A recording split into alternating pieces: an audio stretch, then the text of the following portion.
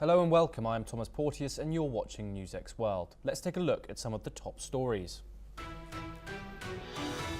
According to an exclusive report from Reuters, India launches reservoir clearing at 2 hydro plants in Kashmir to boost storage. A move sources say comes after Pakistan failed to stop terror infiltration. The work follows India's suspension of the Indus Water Treaty, marking a bold shift amid growing frustration over Pakistan's denial of its role in the Kashmir attack. Zelensky says a ceasefire with Russia could happen any time if the world turns up the pressure on Vladimir Putin. Standing beside Czech President Pavel in Prague, he warns Moscow won't budge without stronger international force. Far-right nationalist George Simeon takes a commanding lead in Romania's presidential rerun after the November vote was scrapped over Russian meddling claims. This comes as the European Union and NATO watch his Trump-style rise with growing alarm. US President Donald Trump moves to impose a 100% tariff on all foreign films, blaming overseas competition for Hollywood's apparent very fast death. He orders the US Department of Commerce and trade representatives to begin implementing the tariff immediately. Hamas carries out executions of suspected looters after armed gangs target food stores and kitchens in Gaza. The group claims some were collaborating with Israel, which has blocked aid for 2 months. This comes as 19 people are killed in further Israeli strikes on the enclave.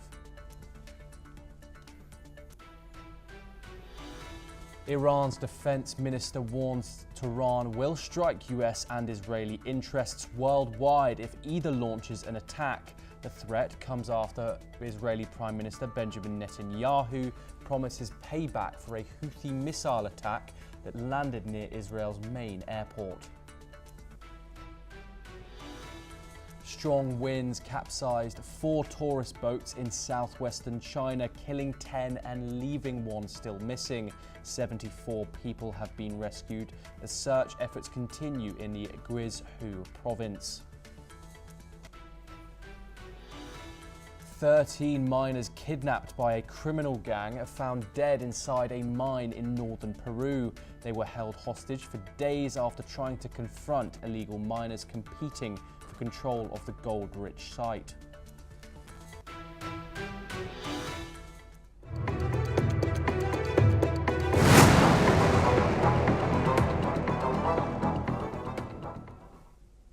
Tensions continue to escalate between India and Pakistan in the wake of the deadly April 2022 attack in Kashmir's Pahalgam Valley. India has initiated work to increase reservoir capacity at 2 hydroelectric projects in the region, the Balhigar Dam in the Doda district and the Kashinganga Dam in the Gurez Valley.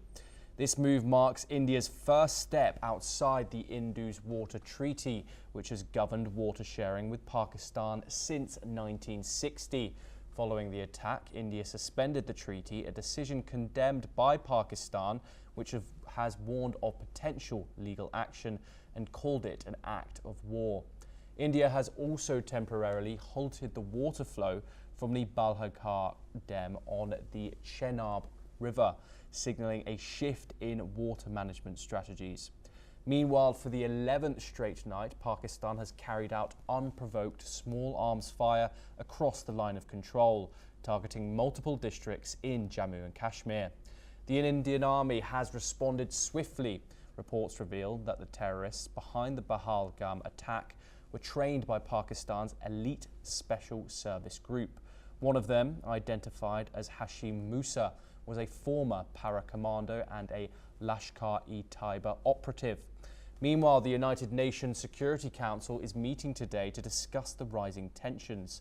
And in a parallel move, Pakistan is seeking Russian mediation to ease the crisis. We are joined by a guest today to discuss this in more detail, Major General J.K. Bansel, Senior Defence Expert. Thank you very much for joining us, Major General. Today signals the first move in India actually seemingly enacting this suspension of the Indus Water Treaty, which has been criticised. What message is India trying to send in these first physical movements and reports that they are actually very serious about halting the water to Pakistan? Good morning. This water, what was supposed to be given to Pakistan was an extra water, which the Pakistan did not have any rights on that. Still, this water was going, and it was done in 1960, though there had been the war, that is 71, and there was a war of 99, Kargil war. Still, we did not, or India did not stop water. But this time, India's stance is very hard, and this treaty is kept in abeyance because the kind of carnage and was done in Pahalgam. So India has disconnected all the diplomatic relations, and this was one of the moves which is pinching Pakistan, because the irrigation, the water supply, the electric supply, everything will be affected. So it has to be done because this kind of terrorist attack, and Pakistan is sending terrorists to Indian side. This is one of the measures which India thought is appropriate and the diplomatic level. Yeah, diplomatic level. Major General Bansel, obviously tensions with India and Pakistan are not new. This treaty has been in place since 1960, this being the first time that it's been suspended. Is India now signalling a willingness to weaponize water diplomacy, something that previous administrations since 1960 have avoided? It's not the weaponization, because this water, what we were giving, the Pakistan did not have any right, but still we were giving. And because all kind of, not only this, we have suspended all kinds of trades with Pakistan, whether an import or export. India is not allowing any ship of Pakistan to the ports, and the border between Atari border through the road transportation has also been stopped. So these are the things which had been done. Of course, as you have very rightly said, now the matter is going to be discussed in UN, because if they are, Ahmed, the High Commissioner of Pakistan and UN, requested for this, yes, this has to be discussed, and Greece is the chairman for UN now. So they are requesting, let us see what is happening, but the complete world is condemning this terrorist attack of Pakistan and India.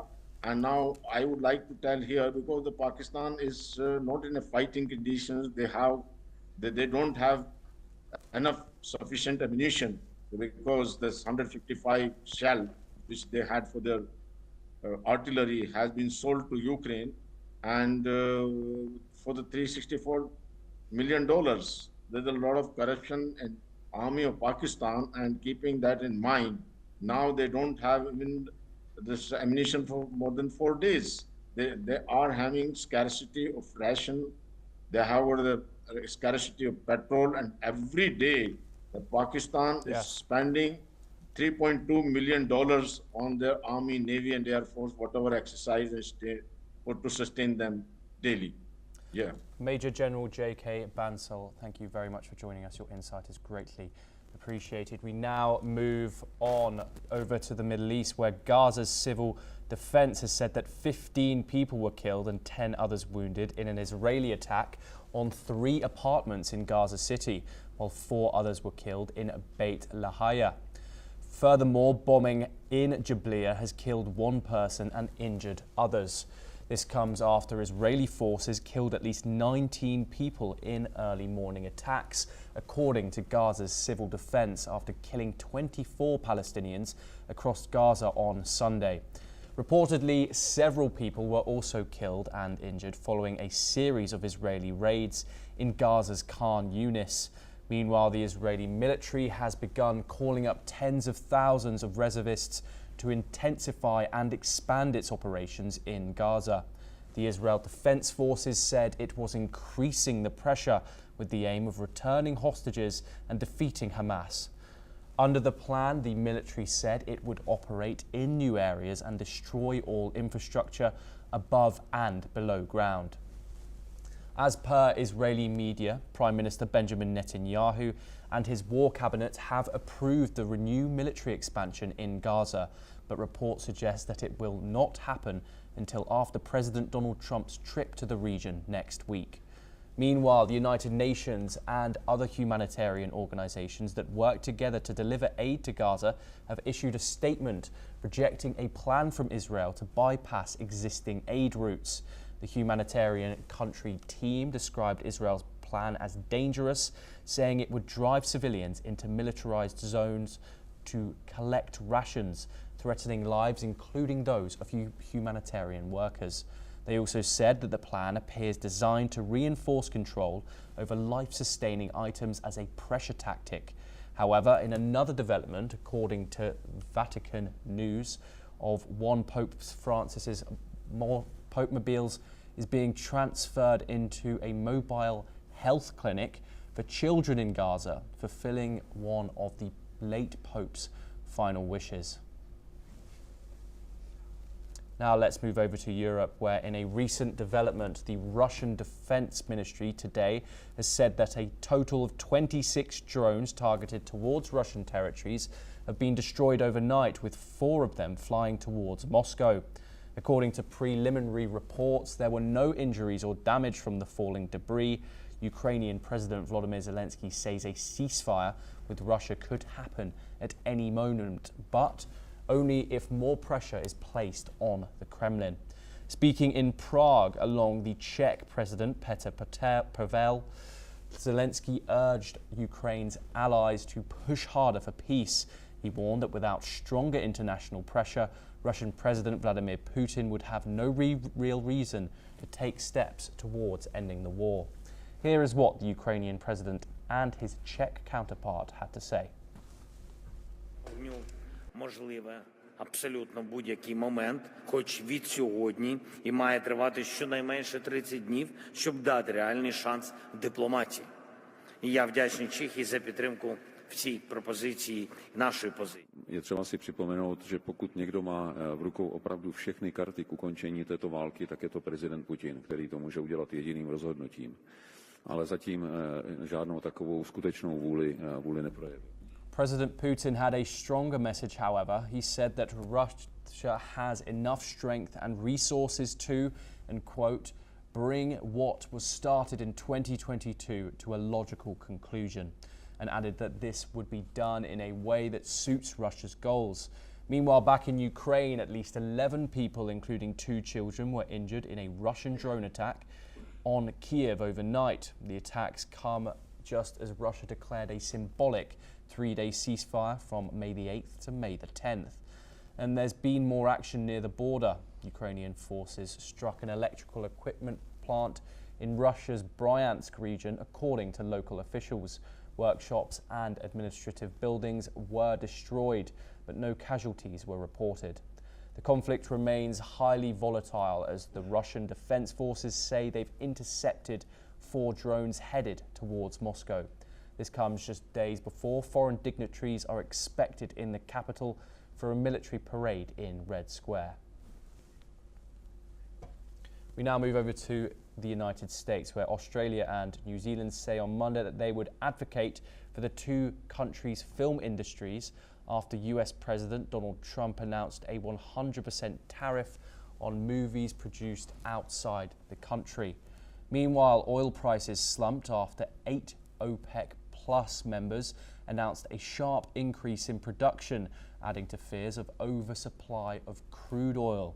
In morning trade in Asia, West Texas Intermediate was down 3.8% at $56.08 per barrel, while Brent North Sea crude slid 3.5% at $59.17. In an effort to revive the movie industry, President Trump announced a bold move, imposing a 100% tariff on foreign films. He claims the US film sector is dying a very fast death, citing incentives offered by other countries as a major factor. Trump vowed to prioritize films made in America. On the trade front, Trump emphasized his focus on securing a fair deal with China. Despite ongoing tensions, Trump indicated that US officials are negotiating with several countries, including Beijing, aiming for better trade terms. Staying in the same region, US President Donald Trump says he's not looking to run for a third term, despite previously hinting at the idea. In an interview with NBC's Meet the Press, Trump said he wants to serve 4 great years if re-elected and then hand over power to another strong Republican leader. This is what Trump said. I'll say this. So many people want me to do it. I have never had requests so strong as that. But it's something that, to the best of my knowledge, you're not allowed to do. I don't know if that's constitutional that they're not allowing you to do it or anything else, but there are many people selling the 2028 hat. But this is not something I'm looking to do. I'm looking to have 4 great years and turn it over to somebody, ideally a great Republican to carry it forward. But I think we're going to have 4 years, and I think 4 years is plenty of time to do something really. However, his comments raised eyebrows when he was asked if he believes he must uphold the US Constitution. Trump responded, "I don't know," leaving legal experts stunned by his uncertainty over the nation's founding laws. Let's take a listen in to the comment. But even given those numbers that you're talking about, don't you need to uphold the Constitution of the United States as president? I don't know. I have to respond by saying again, I have brilliant lawyers that work for me, and they are going to obviously follow what the Supreme Court said. What you said is not what I heard the Supreme Court said. They have a different interpretation. There's so many people want me to do it. I have never had... Reignited a familiar controversy as Trump again floated the idea of annexing Greenland. He told NBC he wouldn't rule out using military force to make the self-governing Danish territory part of the United States, calling it vital for national security. Greenland's Prime Minister fired back, saying the island does not belong to anyone and will decide its own future. We once again stay in the United States, where President Trump has named longtime aide Stephen Miller as a top contender for the role of National Security Advisor. This comes after Trump dismissed Mike Waltz from the post last week. In the interim, Secretary of State Marco Rubio has stepped in to handle the position. Speaking aboard Air Force One on Sunday, Trump said he's actively considering Miller for the job and expects to name a permanent replacement within the next 6 months. Despite the shake-up, Trump dismissed any suggestion of a falling out with Waltz, calling his nomination as US ambassador to the United Nations an upgrade. Let's take a listen in to what Donald Trump had said. Let's carry Stephen Miller. Stephen Miller's at the top of the totem pole. I mean, I think he sort of indirectly already has that job. You understand? Because he has a lot to say about a lot of things. He's a very valued person in the administration, Stephen Miller. Officials say the president is in no rush to finalize the appointment, but several names are under consideration.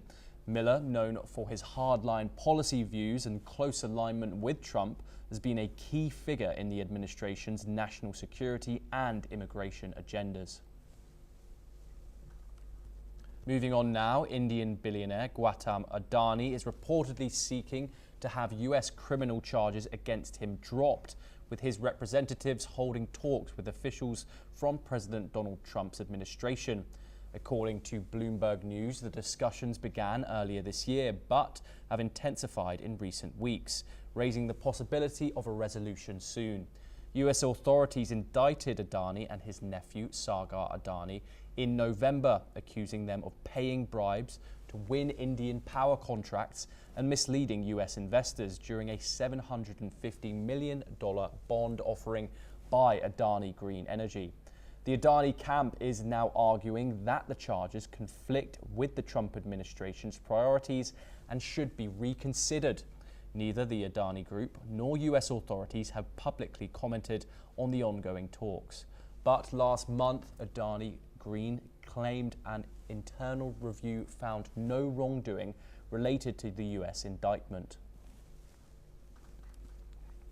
We now move over to the Indo-Pacific, where 4 boats capsized in a sudden storm on a river in southwestern China, leaving 10 people dead, according to the state media. 84 people fell into the water when the strong winds hit. So far, 70 have been hospitalized, while 4 were unharmed. The last person reported missing earlier in the morning was found by rescue personnel around noon, but showed no signs of life. The boats capsized after a sudden rain and hailstorm hit the upper reaches of the Wu River, a tributary the Yangtze, China's longest river. In one video shared by state media, a man could be seen performing CPR on another person while one of the vessels drifted upside down. The incident involved 2 tourist boats and 2 boats with 7 crew members who were reportedly able to save themselves. Chinese President Xi Jinping has called for all-out efforts to find the missing and to care for the injured. The president also underscored the importance of strengthening safety at tourist attractions and other large public venues. Let's now turn to Europe, where Romania is heading towards a highly charged presidential runoff after hard-right nationalist George Simeon secured a commanding lead in Sunday's first-round vote. Near-final results show Simeon, leader of the far-right AUR party, winning over 40% of the vote, far ahead of Bucharest Mayor Nick Dan, who placed second with around 21%. The two will now face off in a decisive May the 18th runoff. The rerun election was called after last November's vote, which was annulled due to alleged Russian meddling. Simeon has campaigned on a MAGA-style platform, criticising EU membership and voicing opposition to military aid for Ukraine, positions that could place Romania at odds with Brussels and NATO if he wins. Political observers warn a Simeon presidency could isolate Romania, disrupt foreign investment, and tip the EU further towards nationalism. Let's take a listen in to what the far-right leader had to say. We were humiliated by annulling the elections. It's against human nature to annul elections in a normal country. So I stand here in front of you for the voice of the people, and if the voice of the people will say we want Mr. Georgescu in power, we will take him to power. Meanwhile, an independent an anti-corruption ticket is calling for Romania to stay firmly aligned with the West, but analysts say he faces an uphill battle to consolidate mainstream support. Let's take a listen in. Chem pe toți românii să fie parte din această bătălie. Sunt optimist că o să o câștigăm, că România va păstra direcția occidentală și am speranțe că cu toate resursele pe care țara asta le are, o să fie în câțiva ani, o să fie în locul pe care îl merita. We move on once again, where 7 Iranian nationals are among 8 men arrested in 2 major counter-terrorism investigations that took place separately on Saturday. 5 of the arrests were part of a pre-planned investigation into an alleged plot to target a specific premises, according to the Metropolitan Police. As part of a separate investigation led by the Met's Counter-Terrorism Command, 3 other Iranian men were arrested in London on Saturday. Home Secretary Yvette Cooper said the operations, worked on by hundreds of police officers and staff, were among the biggest counter-state threat and counter-terrorism operations in recent years. CDR's Dominic Murphy, the CTC's head, stressed that they were not threatening the two investigations into separate incidents as linked. Let's now move to South America. The bodies of 13 security guards kidnapped from one of the country's major gold mines have been found more than a week after they vanished. Peru's Interior Ministry confirmed the grim discovery on Sunday, saying the victims were taken during a brutal ambush at a La Poderosa gold mine on April the 26th. The minister further said that the special police forces are now on the ground, tasked with tracking down those behind what it called heinous crimes. According to the mining company, the remains were recovered by a search and rescue team inside the mine. The company is pointing fingers at informal miners, allegedly tied to organised criminal gangs accused of launching the deadly attack. No further details have been released on the attackers, but the incident marks a worrying escalation of violence in Peru's critical mining sector. Let's once again turn to the United States, where a dramatic rescue unfolded off Miami Beach when 32 people were saved from a sinking 63-foot yacht. The vessel began taking on water near Star Island, prompting an immediate response from Miami Beach Police and Marine Patrol units. Due to the large number of people on board, multiple agencies, including the U.S. Coast Guard and Florida Fish and Wildlife Conservation Commission, joined the rescue effort. Witnesses reported seeing the boat struck upright in the water, which raised concerns among tourists nearby. Fortunately, all 32 passengers were safely rescued and checked for injuries with no serious harm reported. The cause of the sinking is still under investigation, and authorities are working to remove the vessel from the water. We once again go to South America for more news, where former Brazilian President Jair Bolsonaro has been discharged from the hospital 3 weeks after undergoing abdominal surgery to treat an intestinal obstruction.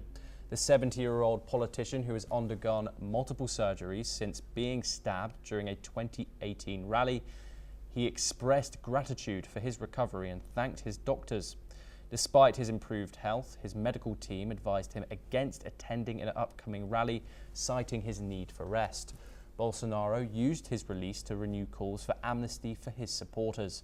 They were jailed after the January 2023 storming of government buildings.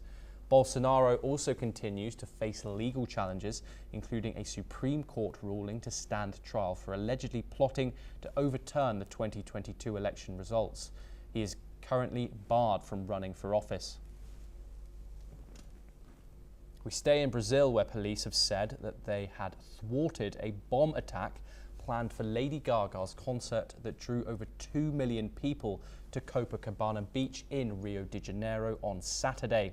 The civil police of Rio de Janeiro state, working in coordination with the Justice Ministry, said that the plot was orchestrated by a group promoting hate speech and the radicalization of teenagers, including self-harm and violent content as a form of social belonging. The police said in a statement that the suspects were recruiting participants, including minors, to carry out coordinated attacks using improvised explosives and Molotov cocktails. The Justice Ministry said the recruiters identified themselves as members of Gaga's global fan base, known as the Little Monsters. A man described the group's leader was arrested in the southern state of Rio Grande do Sul for illegal possession of a firearm, while a teenager in Rio de Janeiro was detained for storing child pornography. Authorities carried out over a dozen search and seizure warrants across the states of Rio de Janeiro, Mato Grosso, Rio Grande do Sul and Sao Paulo. Here's what the authorities had to say. Os nossos policiais, a nossa inteligência, recebeu uma informação no sentido de que haveria plano articulado por meio dessas plataformas digitais para cometer atentado à bomba com artefatos explosivos caseiros e coquetéis Molotov a serem utilizados no show da cantora Lady Gaga, que foi realizado ontem, no dia 3 de maio, juntamente e principalmente com o foco no público LGBT. Ele dispunha que a cantora possui uma vertente religiosa satanista e, com base nisso, ele iria responder na mesma moeda, como ele disse, e também promoveria um ritual satanista, matando e transmitindo ao vivo uma criança ou um bebê. Well, that's all we have time for. Stay with us when we bring you more international news updates. Thank you.